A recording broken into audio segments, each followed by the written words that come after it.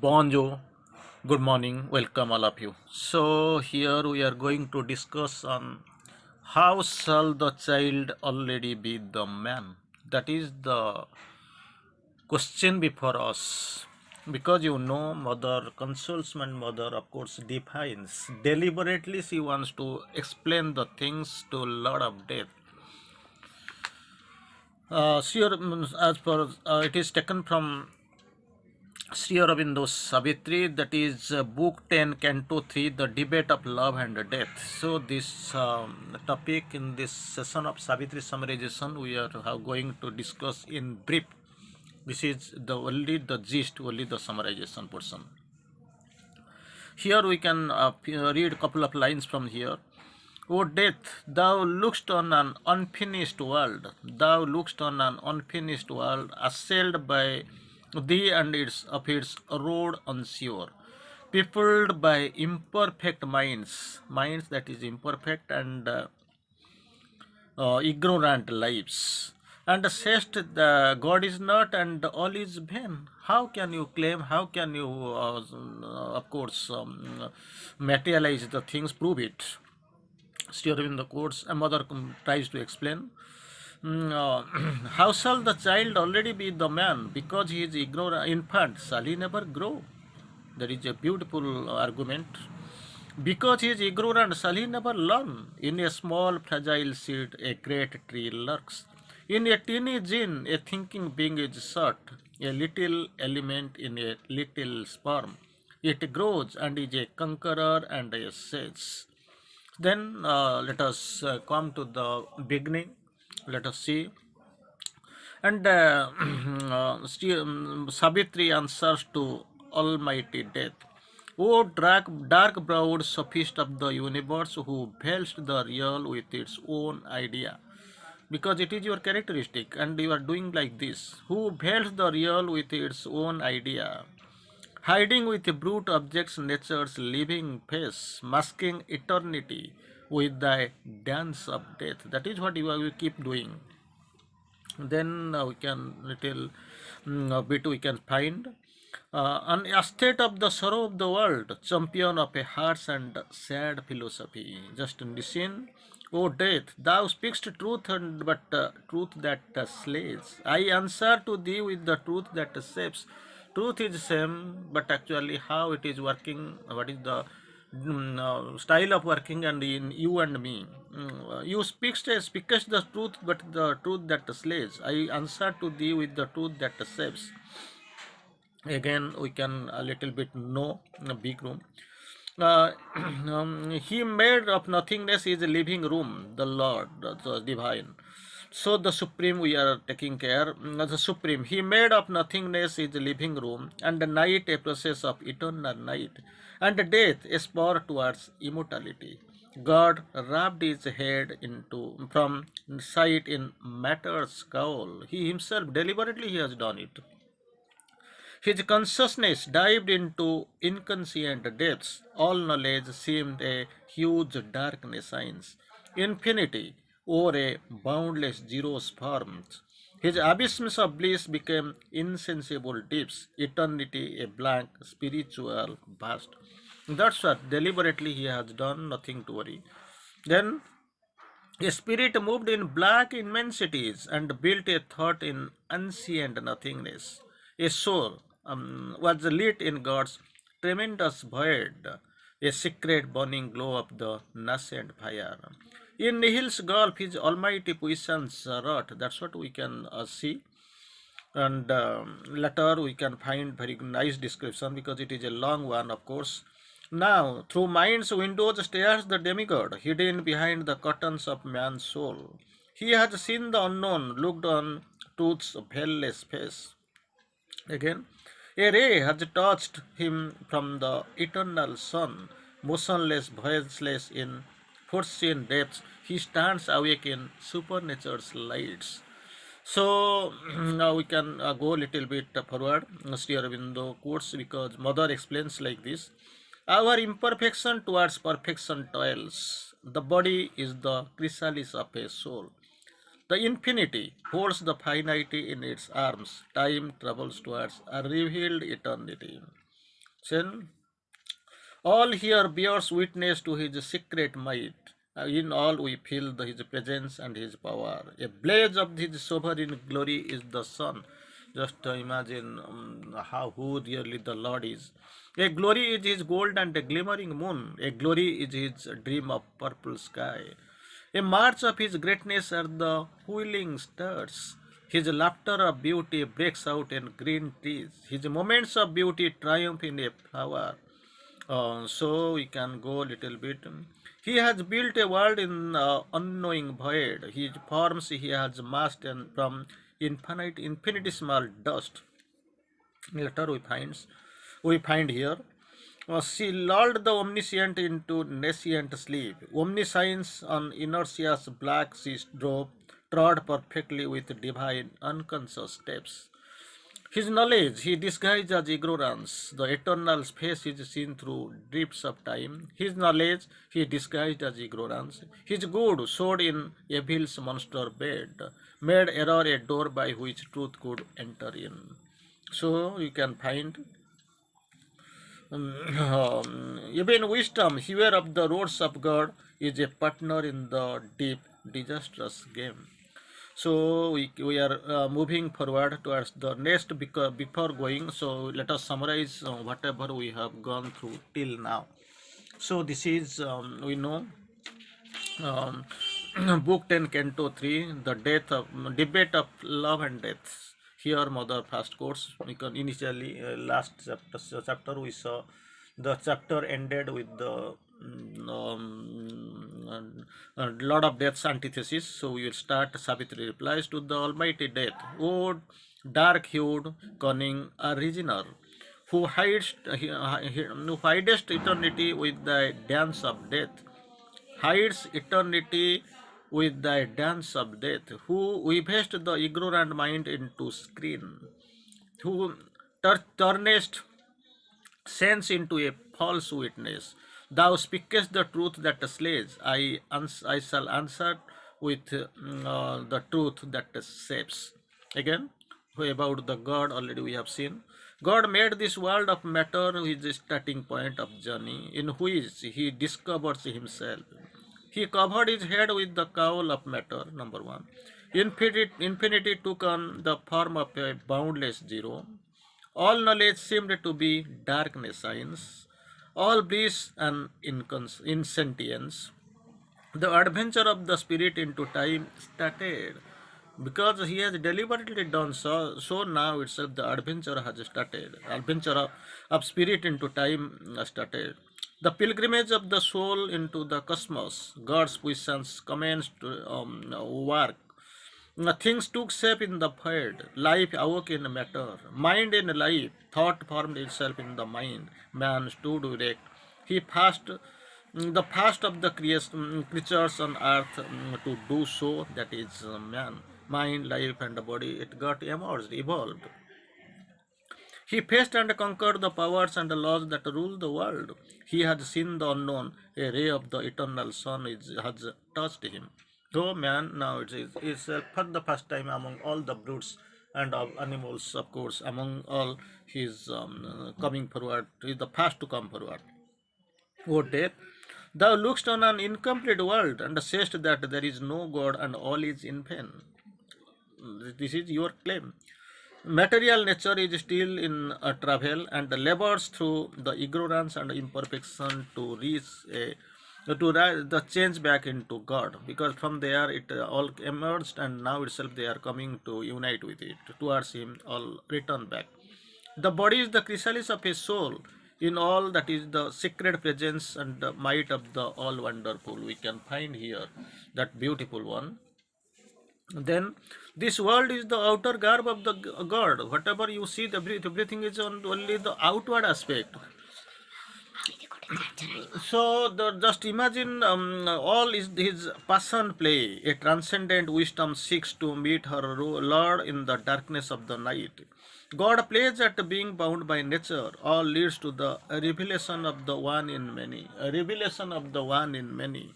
Behind the huge masquerade, light grows, wisdom dawns, and the man's knowledge is lighted by the God's ray. So his nothing is vain here. You see, everything has been in the process of this summarization, evolution. Everything seems slow, but thing is going on as per the divine plan. The spirit is the in man communes with the eternal. Hence, once again, mother tries to explain. O death, all was plunged into the enigmatic night, but now all is ready to meet the genius, glorious Son of the Truth. Once upon a time, everything was actually seemed to be plunged into enigmatic light, but everything now ready to meet the glorious Son of Truth. This is the mystery of thy reign. In spite of thy mask, earth has been made for joy, not sorrow. He is destined to be joyful, not to be sorrowful. Then let us read a few lines. Then we'll go for the summarization. That beautiful. Of course, it is a bigger one. Couple of topics, cantos will find it is of course very much interesting and very much important, but bigger one it seems. So we can find here. O death, this is the mystery of thy reign in arts, anomalous and magic field, carried in the aimless journey of the sun. So this is the mystery. Darkness occupied the fields of life, and the matter's world was governed by thy shape. Thy mask has covered the eternal space. The bliss that made the world has fallen asleep. The bliss that made all the world has fallen asleep. This is the reign and the death and but now the primal innocence is lost, and death and ignorance govern the mortal world, and nature's visage wears a grayer hue. All these things, actually, this bliss has the which that made the world has fallen asleep. Actually, we can go a little bit further. Sri Aurobindo, although God made the world for his delight, and ignorant power took charge and seemed his will, and death's deep falsity has mastered life. All grew a play of chance, simulating fate. Everything has been God made, but actually it is all occupied by we, by thy dread shape. Sri Aurobindo again, mother explains. Our hearts and bodies feel its obscure call. Our senses grope for it and touch and lose. If this withdrew, the world would sink in the void. If this were not, nothing could move or live. A hidden bliss is at the root of things. Already I have shown beautiful, brilliant lines, but actually we don't have any other option. But because we are in the process of summarization is here. A mute delight regards time's countless works. To house God's joy, very important. To house God's joy in things space gave wide room. To house God's joy in self, our souls were born. Then the all wonderful has packed heaven with his dreams. He has made blank ancient space his marble house. So he glides through heaven, shimmering in the moon. He is a beauty caroling in the fields of sound. So still there is a joy. There is a joy in all that meets the sense, a joy in all experience of the soul, a joy in evil and a joy in good, a joy in virtue and a joy in sin. So we can find then his greatness and his littleness equal are, his magnanimity and his meanness huge, cast on some neutral background of the gods. And they can find very interestingly, very good lines we can find. Oh death, it has been written nicely. Sri Aurobindo quotes. The heart that loved man thrills to the love of God right now. A lonely soul passions for the alone. A body is his chamber and his shrine. Just then mother actually claims, "O death, I have triumphed over thee within. I quiver no more with the assault of grief. A mighty calmness seated deep within has occupied my body and my sense." So, see, mother then quotes who really she is. For I, the woman, am the force of God. He, the eternal's delegate soul in man. My will is greater than thy law, O death. My love is stronger than the bonds of fate. Our love is the heavenly seal of the supreme. So, mother quotes that who really we are, and actually that's what we find really in the mother's voice. For love is not the love must not cease to live upon the earth, because love is the bright link twixt earth and heaven. Love is the far transcendence angel here. Love is the man's lien on the absolute. So about God, about Lord, everything has been described, explained by Mother, countering death's commitment and the statement. So let us summarize, and then we'll go for the, of course, death's reply. Our spirits breathe a spirit of secret air of pure felicity. Breathes a secret air of pure felicity. Without it, world would sink in the void. A hidden bliss is at the root of things. Because of it, in all things, there is a will to live, a joy to be. Danger and difficulty wed the irrepressible joy. Life brings adventure and thrill. The truth superhuman calls to thinking man, and the soul turns to the eternal things. There is a call, there is an answer. So there is a guidance. You can feel nothing. Man is not left. The world is not actually how do you really feel and see. Then we can find here the truth superhuman calls to thinking man, and the soul turns to eternal things, and at last immortal bliss looks upon the world, and poised on the breast of the eternal bliss, love comes into its own, and gathers the whole world into its shape. Then again, Mother quotes, everything has been formulated, has been pre planned. God is behind everything, all. So don't feel and see everything from outwardly or superficially. O death, I have triumphed over thee within myself. I can grieve no more. If I ask for Satyavan, it is for God's work on earth. For that we have come, Satyavan and I. We have come, there is a purpose, we have come with a mission. And to heal with bliss the unhappiness of the world, to fill with love the hollow of men's hearts. That is the purpose of our arrival. My will is greater than thy law or death. That also you remember. And my love is stronger than fate. Love is my sanction from God. Love is my strength. Then really God of death makes a reply. That's what we want to see. Of course, see how now itself the reply of God comes here. And O priestess in imagination's house, incredulous darkness sent its cry. O priestess in imagination's house, persuade fast nature's fixed immutable laws. First you obey it, and make the impossible thy daily work. So again, if then how shall thy will make the one, the true and the false? Where matter is all, their spirit is a dream. And if all are spirit, then matter is a lie. And who was the liar that forged the universe? That's what the question is put forward by death. And again, he who would turn to God must give up the world. He who would live in the spirit must give up life.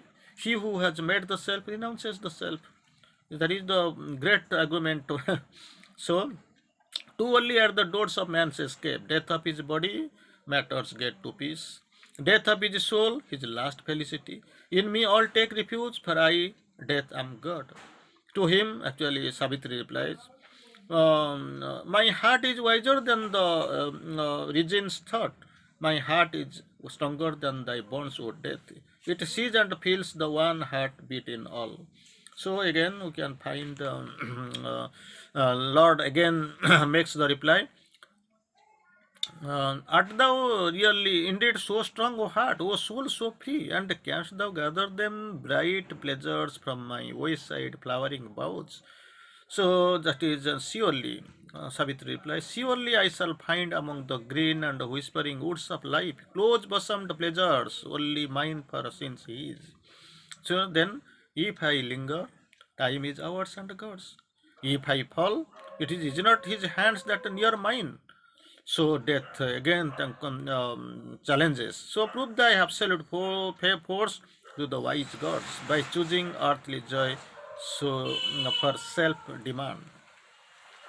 Then Savitri, of course, replies into the vague power. If the eyes of darkness can look straight at the truth, look in my heart and knowing what I am, give what thou wilt or what thou must deny. Nothing I claim but Satyavan alone or death. Then there is approving some boons. Then I give to thee, saved from death and poignant fate, whatever once living Satyavan desired in her heart for Savitri. Bright noons I give thee and unwounded dawns, daughter of thy own shape in heart and mind. Fair hero sons and sweetness undisturbed of union with thy husband, dear and true. So, but actually, you go back. Two poles of bliss made one, O Savitri. Return, O child, to thy forsaken earth. Then there is a beautiful, great reply from the mother, Savitri. Thy gifts resist, earth can flower if lonely I give, because you have told sweetness unalloyed, undisturbed, fair of union with thy husband, dear and true. Earth can't flower if lonely I return. Then child's death to Savitri. That comparison. As a child's a lion is escaping prey. What knowest thou of earth's rich and changing life, who thinks that one man dead shall joy, all joy must cease? Hope not to be unhappy till the end, for grief dies soon in the tired human heart. For soon other guess these empty chambers fill. Then Savitri replies, give me back Satyavan, my only lord. Thy thoughts are vacant to my soul that feels the deep eternal truth of intransient things. So let us first summarize, then we will go for the concluding session of our discussion really. So here we can find the gods, but the god of death replies, so do they men cheat themselves with the splendid thoughts, with the thoughts they cheat. Weave filmy waves of ideals. The soul is the product of the flesh. That's what she tries to explain, not only to ordinary human beings, but to the divine mother. God is created in dreams. Recognize that thou art a creature of nature. Accept the futility of thy birth, truth is hard. Savitri replies, yes, I am human, but my humanity is a mask of God. By me shall men conquer thee. Death cries back, thou dwellest in the house of imagination. How shall thy will make one where the true and what is the false? Matter and spirit can never become one. Desist from this vain labor. Take refuge in me, for to all death is the last felicity. Savitri replies, my heart is wiser than thy reason, O death. My strength can carry the grief of the universe and yet never lose the calm of the infinity. I am sufficient. I know who am I. Love in me. What is my soul, my God, everything I know. Then death, are you really so strong, so free? Show me thy strength, thy freedom from my laws. Then Savitri replies, surely I shall find the way with Satyavan's hands in mine. I must prove it because I am that. Death, choose earthly joy. I will give thee all with thy soul, all that thy soul desires. Now a little bit actually bends. But my laws are hard and forbid the dearest wish. Satyavan can never again be thine. Then Savitri, if thou death can look straight at the truth, look at my heart and know who I am, what I am, and give what thou must, or I claim nothing but Satyavan alone. Death bows in disdain, like one who yields to the point reluctantly and replies, there is no other go, wants to approve something for her. I give to thee what the living once living Satyavan had desired for Savitri, worthy daughters, heroes' sons, felicity of days, I give to thee. That's what Satyavan desired for Savitri, for you. Love shall bind many hearts into thee. Return, O child, to thy abandoned earth. Then Savitri replies, refuses and replies, earth can't flower if I return alone. Death stands forth once more his angry cry, sends forth once more his angry cry. Should all the joy cease on earth because one man is dead? He does not tell who this one man is and with whom he really is actually having a debate. Grief dies soon in the tired human heart. Other guests soon fill the empty room. Savitri, Satyavan is my only Lord, give back to me. Then death. Return, other men of beauty and strength and truth. Other men of beauty and strength and truth will appease thee, and one of them will replace Satyavan, who will soon recede into the past, glide into the past. Now, new loves shall push away the old. Savitri says, thou mockest. I know beyond all doubt that he and I were the eternal bridegroom and the eternal bride. That without any question, without any debate, I know who are to wait before the immortal fire for the victory of heaven on earth. That's why we are coming. Eternal bridegroom of the eternal bride. Why dost thou vainly strive with me, O death? The boundless members of the god shudder in silence. There is no other choice before him. As if overpowered by the secret ecstasy, the twilight round trembles like a bursting bell. So let us have a few lines description, original description, then we'll go. Then return to thy soul, return and try thy soul. Soon shalt thou find appease with that other men on this lavish earth shall have beauty and strength and truth. And when thou hast have forgotten, one of these shall wind himself around thy heart and that needs. Then actually Savitri and Satyavan shall glide into the past, a gentle memory pushed away from thee. Then Savitri's reply was like this: O dark, ironic critic of the God's work, thou mockst the mind and the body's faltering search. Then we can go. For now, at last, I know beyond all doubt the great stars be born with my unceasing fire. And life and death are both my its fuel made. Life only was my blind attempt to love. Earth saw my victory struggle, heaven my victory. Then we can find a letter, some few lines, and towards the concluding. Shudder in silence and obscurely stare. Ocean's dim fields delivered to the moon.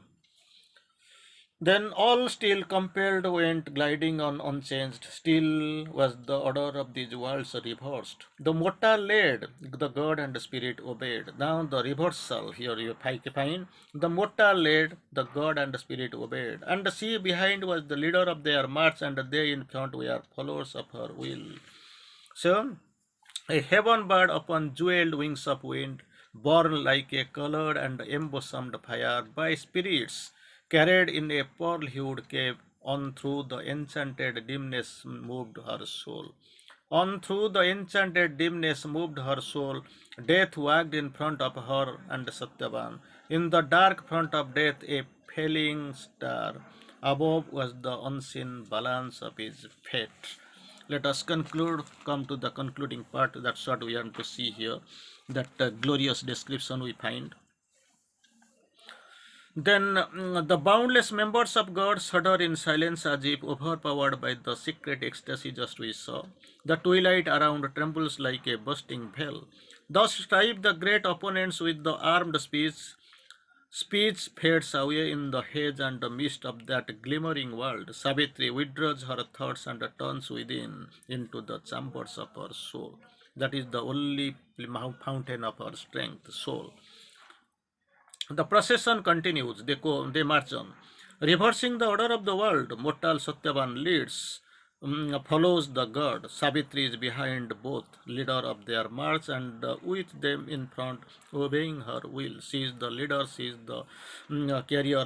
As per her will, everything continues. They journey onward through the drifting waves, all pleased as if perturbed by the clearness of her soul. Through that enchanted darkness moves her soul.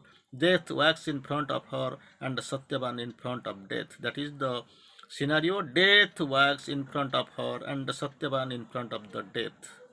Above hangs the unseen balance of his fate.